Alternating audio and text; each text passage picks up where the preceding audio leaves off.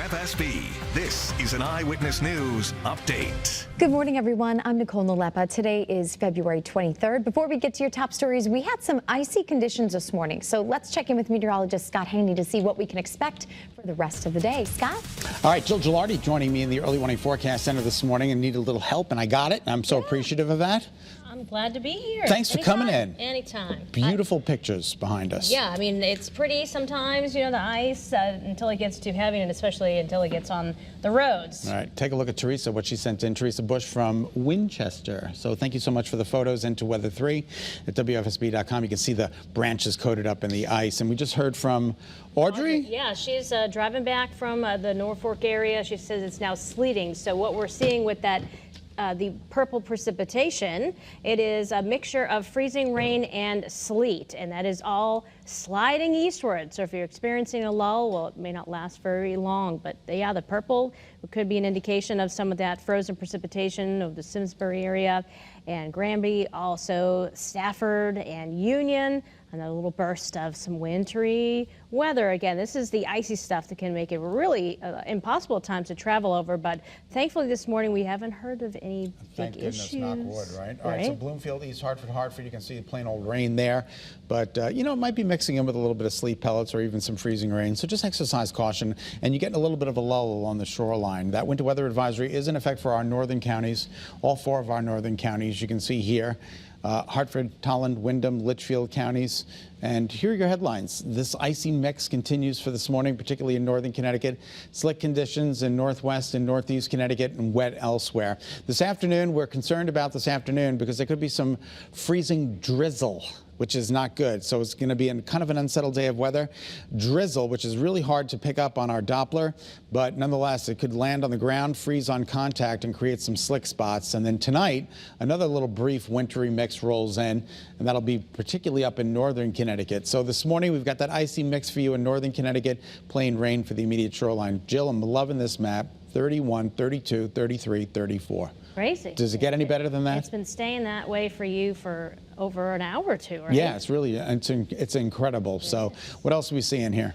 Well, not incredible, but we will see another little wave of moisture as we go into tonight. Now, in between that, you see clouds, but what you won't see, again, showing up on futurecasts is that potential for drizzle. So keep that in mind. And then one more push and one last surge of a little shower activity, and then maybe a little freezing rain or sleet across our northern counties. And then here comes winter cold. Here comes winter cold for Friday. Yeah. We're going to see temperatures dropping from just going to get really cold out there.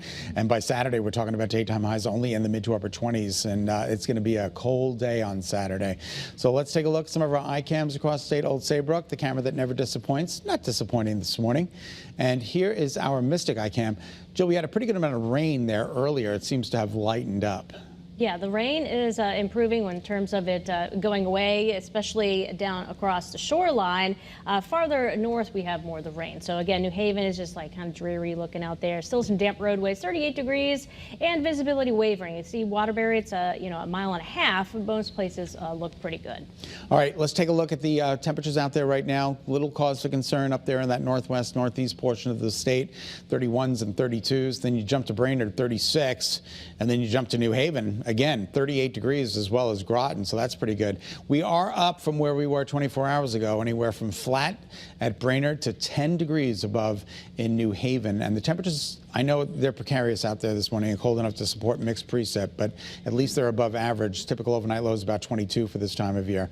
And right now, Jill, the winds are right out of the northeast. Yeah, and that direction will allow some of that cooler air to kind of ooze its way southward later on today. So again, that threat when we have drizzle could be freezing drizzle later on. All right, here's a look at the 7-day forecast. After today, sunny tomorrow, windy, flurries on Saturday. Sunday looks good. Monday night into Tuesday is a time frame of concern.